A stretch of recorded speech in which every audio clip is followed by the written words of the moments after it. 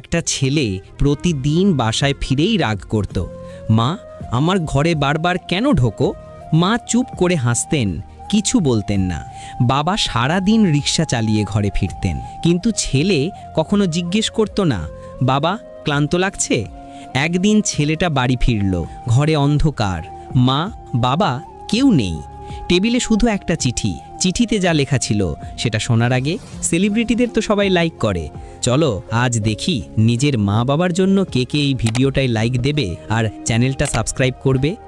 চিঠিতে লেখা ছিল, বাবা আজ তোমার পছন্দের খাবার রান্না করেছি, তুমি ফিরে আসার আগে বাজারে গেছি, ফিরে আসতে একটু দেরি হবে, আমাদের জন্য দোয়া করো। ছেলের হাত কাঁপছিল। প্রথমবার সে বুঝলো যাদের জন্য সে রাগ করত তারা তার জন্যই সারা দিন ছুটে বেড়াতো।